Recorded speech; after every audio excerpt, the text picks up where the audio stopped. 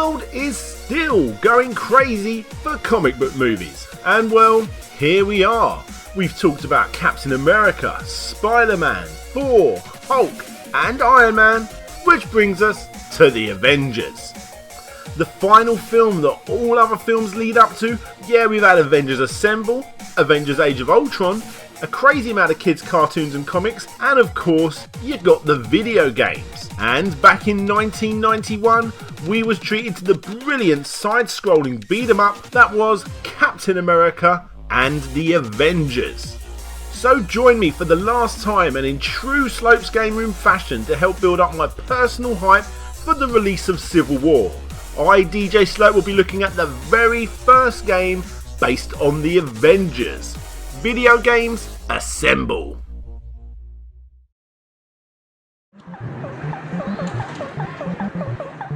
The year is 1991, and if you had the money for your arcade, then prepare to get excited. Captain America and the Avengers. I mean, seriously, come on, Captain America and the Avengers, whoever they are, set in the same style gameplay that some of your best machines have pumped out.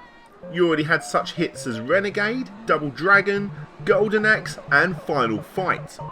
And the craze was even spreading back home with certain ports of these arcade hits that claimed to bring the arcade experience home. Until now, if you wanted real arcade games, you had to go to the arcades. Now you don't. Hey yo, $5. Sega Genesis has changed all that with games that look, play, and sound like the real arcade games, because they are the real arcade games. From Sega, the masters of arcade entertainment. Now you can play Golden... Well, it's still a whole year away until the game's going to be released on the Mega Drive, and even further than that, 2 years before the SNES. And let's face it, this is always going to be more powerful than those. We bring the arcade experience home. The manual for the arcade game reads: congratulations, you've just purchased a video game which stars Marvel, trademark, superheroes. Captain America and the other Avengers have been popular comic book characters for many years. Now in your new game, these characters have been brought to life, and for just a coin or two, or 200, your customers can live the adventures of Captain America, Iron Man trademark, Vision trademark, or Hawkeye trademark. A few other Avenger characters show up briefly in the game, notably Wonder Man trademark, Submariner trademark, and Quicksilver trademark. Sorry, Captain America, it doesn't look like you're trademarked.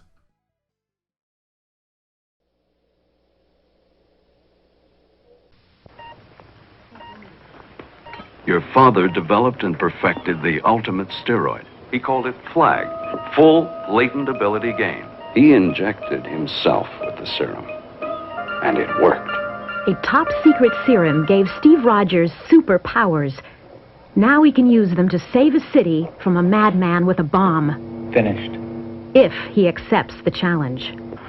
Be Captain America, Steve.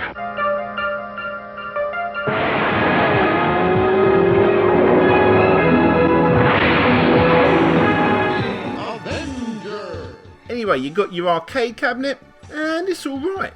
If you ask me, Captain America and the Avengers is a sort of forgettable beat-em-up. Thankfully, having popular characters in the mix helps it sort of stand out. Because, let's face it, nearly 15 million kids aged 6 to 17 read comic books.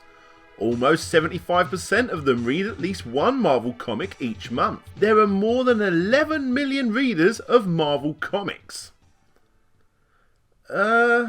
What's happened to your arse, Cap? The Avengers!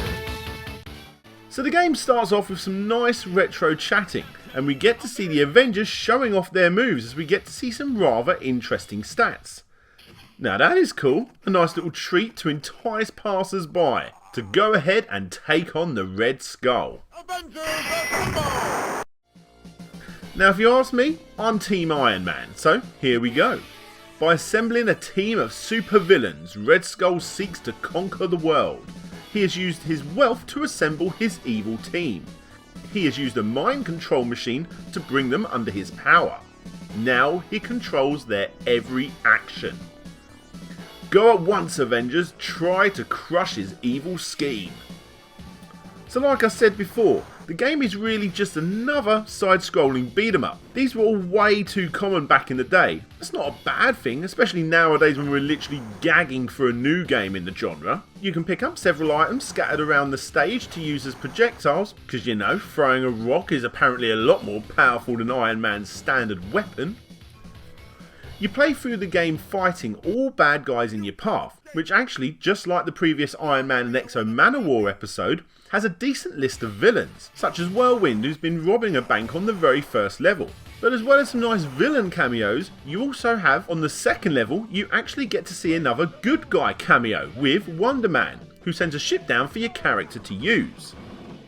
You also get to see the Wasp, who actually reminds me of Flicky that covers Hypertails in Sonic 3 and Knuckles, and if you get that reference, you sir are a legend.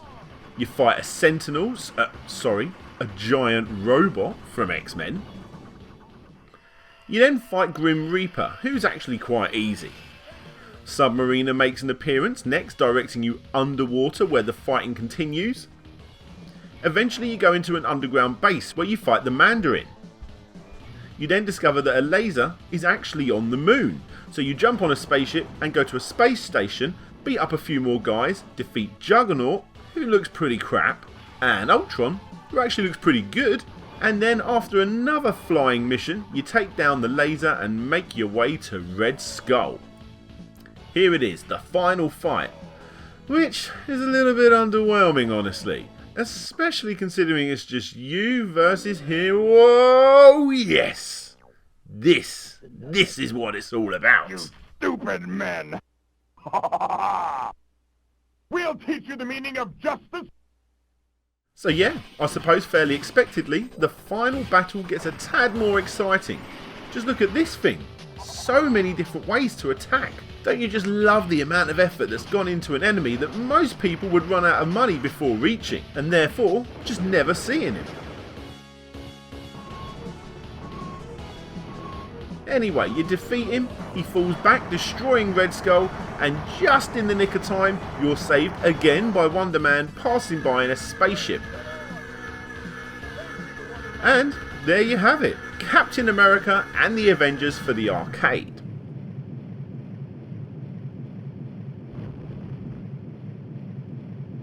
Now, like I said, it would be a fairly forgettable side-scrolling beat-em-up if it wasn't for the inclusion of Captain America and the Avengers, and it's this reason alone that you still should 100% try it.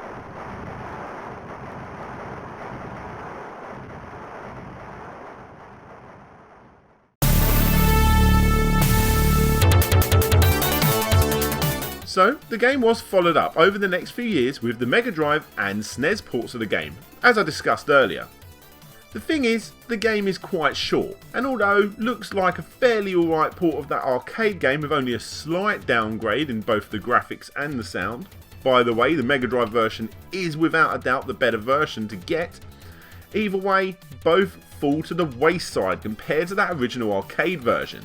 And nowadays, as all of these games are fairly easy to get hold of, you should definitely try out the arcade version over the others, especially considering the consoles have far better side-scrolling beat-em-ups on them anyway.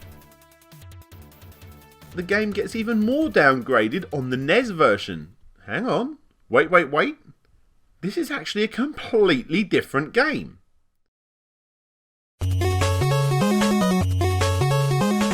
Okay, so the game came out in 1991.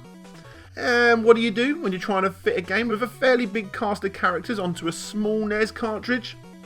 Well, you change the story to say that Vision and Iron Man have been captured, and it's up to Captain America and Hawkeye to save the day. That's it. Captain America and the Avengers on the NES is really just Captain America and Hawkeye. You can see why they didn't put that on the cover.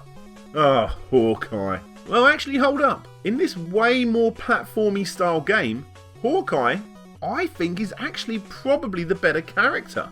The reason for this is that he's able to shoot his arrows in all directions, and to the very end of the screen, rather than Cap's shield which sort of boomerangs back to you. But I suppose with that said, you can do this fast run which not only knocks enemies out, but is also really useful for dodging attacks. And on top of this, Captain America can jump and grab and hold onto ledges, making him far better than Hawkeye in the platforming department. What you're actually left with is a surprisingly brilliant, diverse couple of characters in a game that, in all honesty, I wasn't expecting too much of. Damn, dare I say it, is it better than that arcade game? No, it's not. But it is still quite a good game and definitely worth checking out. However, the great characters, pretty good controls and alright level design falls down with the overly repetitive same villains over and over. Sure, you get a few good end boss villains like Ultron and Crossbones, which is very welcome, but just like old games that have loads of levels that really are just repeats with obvious slight different colour changes, and like I said, crap tons of the exact same looking enemy. All in all, Captain America and the Avengers, Captain America and Hawkeye is actually fun to play. For a while. However, the more you play, the less you are rewarded and the more annoyed you will become. Moving on to the Game Gear and Game Boy version. But don't worry, I'm not going to spend long with this one. They absolutely suck. To be fair, they actually are quite impressive considering the system's limitations, but really there is absolutely no point to go back other than just to see them.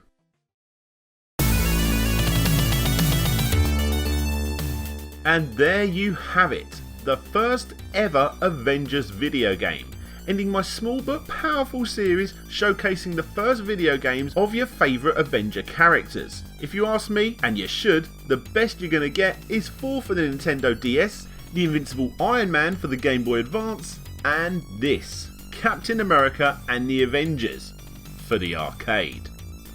It's June 29th, 2016, the release date for the movie. This whole series has been building up to this, and I don't know about you, but I'm done. It's time for me to go grab some popcorn and check out Captain America Civil War.